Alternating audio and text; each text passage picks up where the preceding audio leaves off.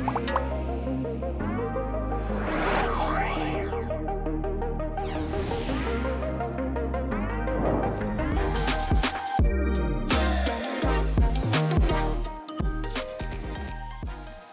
and welcome to our session on the future of B2B measurement. I am in the Supermetrics office in Helsinki, and I'm joined by the incredible Emily Gustin from LinkedIn. Emily leads up the measurement and attribution partnerships for LinkedIn, and I'm also joined by our very own Alex, who is head of product marketing at Supermetrics. Emily, Alex, how are you doing? Doing really well. I'm so thrilled to be in Helsinki. Thanks for having me. Yeah, going great. It's always nice to have a partner like LinkedIn join us here in the Helsinki office. So looking forward to talking about B2B measurement today. Absolutely. Well, let's get stuck into it. So we know there has been some pretty seismic shifts in the world of measurement. What do you see as significant changes in terms of B2B measurement? So first I want to start with what stayed the same in the world of B2B marketing and measurement. So what stayed the same is that it's really complicated. And without taking off, the laundry list of reasons why, the buying group in B2B tends to be more than one person, which can make it hard to track really an outcome to its completion. You're not just looking at like one path, right? There's lots of folks involved in that buying decision. And then, sales cycles in B2B are much longer than they are in B2C. So we find that on average, the B2B sales cycle is about 16 months long, but marketers are actually measuring really not much farther than 6 months out on average. So it means that there's a big disconnect between the outcomes that we're looking to, drive and what right now is being measured. So that's always been the case, right? But like what has changed? In terms of what's changed, I think that's twofold. So primarily marketers and B2B marketers are feeling more pressure to drive, economic impact, so revenue. LinkedIn has a think tank called the B2B Institute, and we surveyed global marketing leaders this past year, and over half of them reported that the need to drive revenue has intensified over the past few years. So that's one thing. There's more pressure. And the second is, I would be remiss not to mention that the world of data privacy has changed. And so, that's been going on for the past many years, but is going to, really come to a head in 2024 with the signal loss that we'll be experiencing due to third-party cookie deprecation. So in summary, B2B measurement's still really hard. What's changed is that, marketing leaders are under more pressure and they have less signal to work off of to prove results. Absolutely. So how would you describe the current landscape in terms of B2B measurement and tools? So I'd say right now, there's not a lot that's really purpose built for B2B. Most of the, what exists in the ecosystem are tools that first started out as centered around B2C outcomes, right? And so what that means is they're usually using shorter look back windows, so definitely nothing close to that 16 months that I referred to. Oftentimes anchoring around metrics that we would say are more of those like front line, like are my campaigns performing immediately metrics, like CPC, like CTR, and less on those true business outcome metrics like revenue generated or pipeline generated. So I'd say like primarily, the ecosystem is built for B2C. It's also pretty fragmented because we find that, while marketing is really responsible for driving sales outcomes, there tends to be a disconnect between marketing and sales, particularly at large organizations in terms of, what KPIs are they anchoring around and like how do they track those? So marketers tend to focus on the MQL, the marketing qualified lead. Majority of marketers use this as like their source of truth. But we find that majority of those MQLs don't actually end up converting to the sales qualified lead, like what sales blesses as being like, this is someone that we want to outreach to. So that means that there's both a disconnect in the actual metric there and in how it's tracked. And I'll just close by saying that, LinkedIn is really focused on attacking this problem. And we're releasing a suite of tools that are purpose-built for, B2B measurement. And I just give an example of one, our revenue attribution report is a recent offering that enables marketers to really understand the impact of their investment on those B2B outcomes, like pipeline generated, like revenue generated, by connecting your CRM data in a secure manner to LinkedIn. LinkedIn's able to compare, engagement on your ad to those outcomes, like let's say closed won deals in your CRM. So this is something that we're very focused on addressing, but right now the ecosystem does tend to be a little bit more focused on B2C. So you talked a little bit there around KPIs and business outcomes, but in terms of B2B measurement, what do you see as the significant KPIs in the coming years? So I think the true north is going to move toward, a focus on business outcomes rather than some of those more frontline metrics. And what I mean by business outcomes is something that actually moves your business forward. It makes a difference in your business's future. So that could be something like revenue or pipeline generated. It could also be, engagement from accounts that are really, really a top priority to your sales team. And in the world of, marketing is focused on sales outcomes, and we know that everything is not about immediate demand generation, right? So there's definitely a role that brand needs to play in B2B marketing. And I would predict that goes is that similarly, we're focusing less on those frontline metrics like reach and frequency and more on stuff like mental availability. And what I mean by mental availability is, does someone think of your brand when they're in a potential buying situation, right? So you're going to buy toothpaste, you immediately might think of Crest, right? That is a very hard thing for a B2B brand to accomplish. And so I think that's more of the outcome that you'd be looking for higher up the funnel. I do want to say though that there is a role that these leading metrics, these frontline metrics play. You're not always going to be able to look at, closed one deal in the CRM immediately, right? So it's important to sort of know for your business, what does the long and short look like? It might start with, we've gotten some good engagement on our ads, and that's where CTR is more important. Then you're looking at engagement from accounts that are very relevant to your business and ultimately tracking toward pipe and revenue generated. There's a role for those frontline metrics, but I don't see them as being the source of truth for B2B measurement. So yeah, and if I can build on that, something we see here at Supermetrics is that no two businesses are alike. Most businesses have pretty unique goals that they're aiming for, which means that the KPIs and the measurements that they're looking at need to be slightly different. I think that the easiest example of this would be you can have a B2B business that's highly PLG, so product-led growth strategy, where volumes are a little higher, and then you can have an enterprise sales-led business where volumes are lower, but average contract value is higher. And in these businesses, the KPIs are very different. For the PLG business, probably those frontline metrics that you were talking about are a little more important when you're looking at kind of high volume games. Now, obviously, the same thing is happening there, where they're also moving more towards revenue generated. But in a PLG business, they tend to lean a little heavier on those early indicators, whereas then on the enterprise sales side, obviously revenue is big, pipeline generated is big, pipeline influenced is big. So that's kind of one way to think about it as well, is that as you're looking to evolve your KPIs and what you're measuring, really think about your organization, what works for your organization, what are your goals, what is your customer like, and kind of go from there. So we're not going to have a chat on B2B measurement without bringing up the world of privacy and security. How should marketers proceed in a privacy conscious way?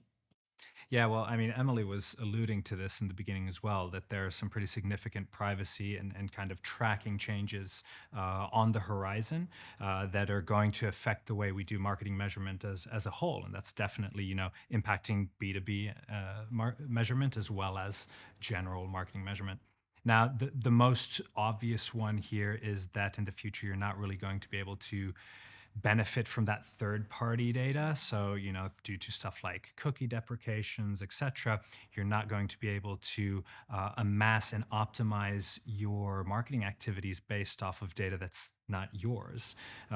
What that means is that marketers should really be proceeding and thinking about this in a way that they need to build out their own first party data strategy. And what that starts with is looking at all the touch points you have, all the data that you have in various locations, and starting to streamline and collect that in some kind of centralized location.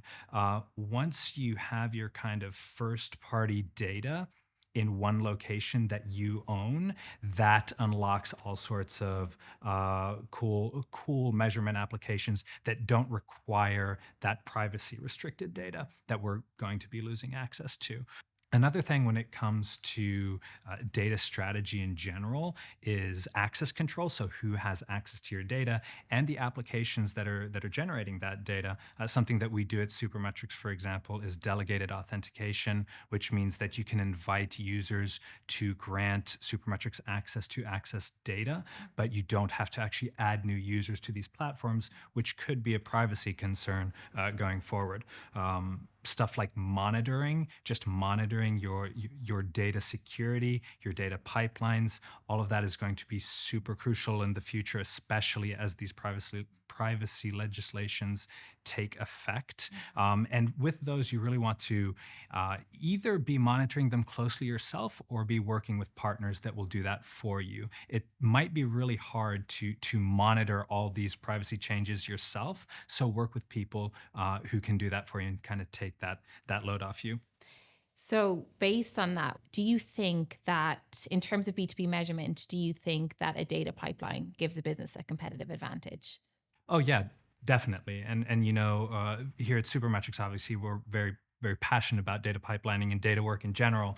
And the way we typically see our clients using data pipelines as a competitive advantage is that they employ it in two different models. We sometimes call those our centralized data access model versus our decentralized data access model for your data pipeline.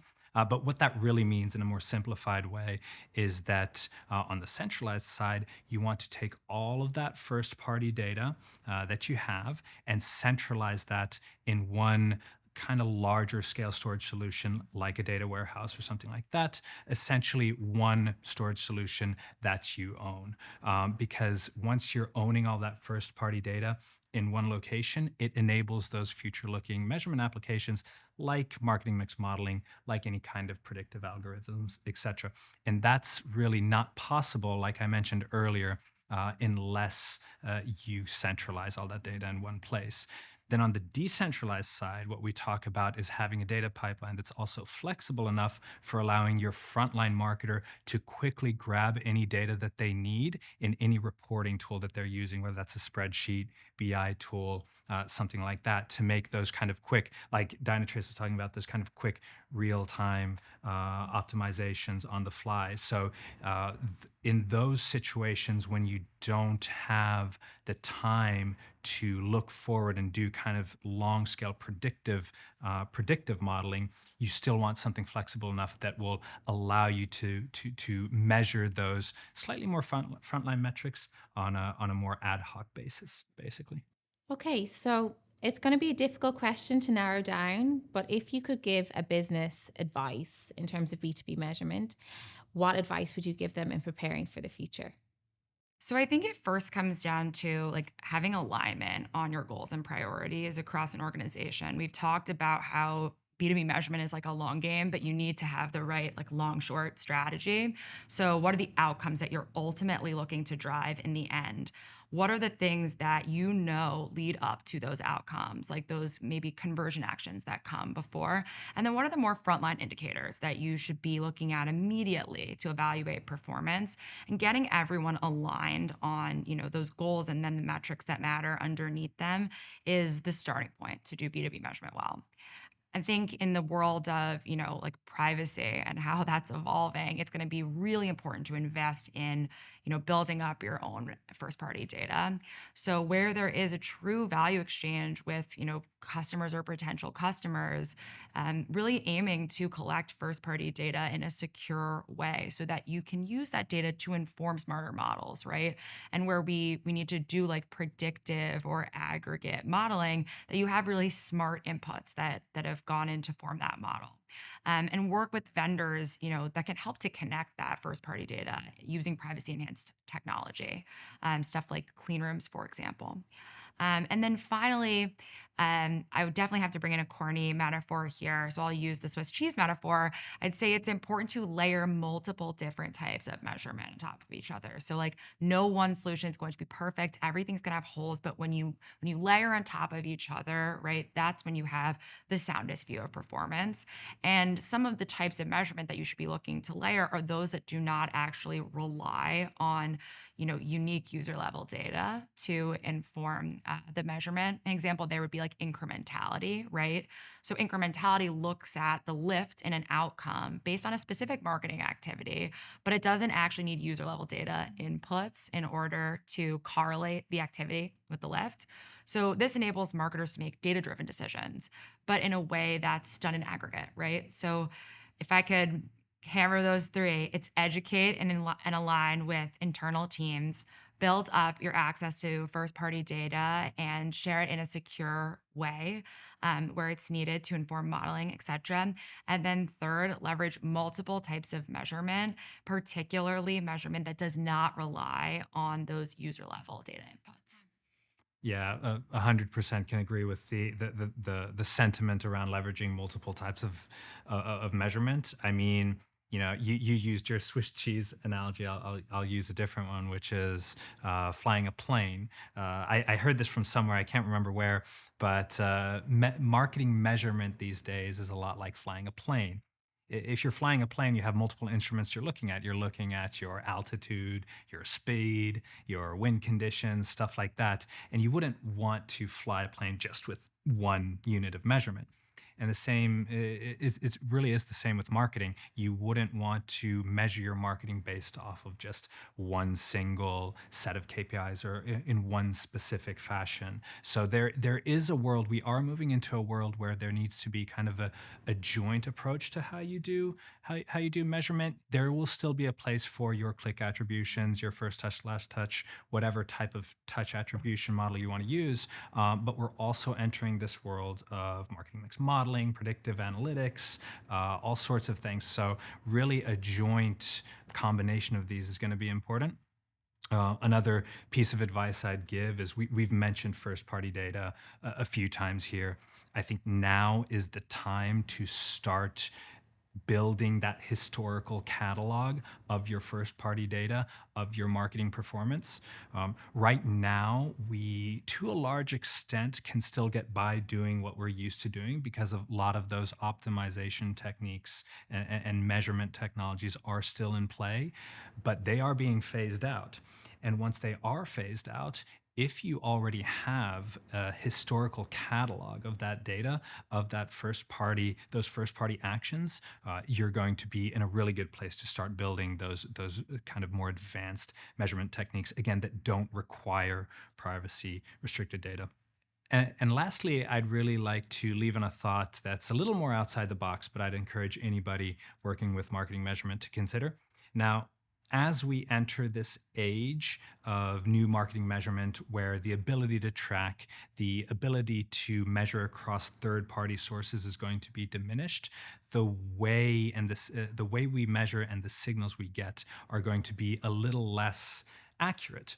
And because of that, your ROI goals might change, and the way you evaluate your ROI goals might change. So I'd encourage everybody to reevaluate those goals in a sense. And for example, one clear thing could be that because the signals are less accurate that we're getting, it just means that naturally our cost per acquisition might start going up. That might not be due to us fundamentally doing something different where the CPA actually increased, but just due to the way that we're measuring, due to the new privacy legislation, due to the kind of user level tracking that we're going to be having, those goals might shift. So I encourage everybody to kind of keep that in mind as we go forward, that those goals just might need reevaluating at some point.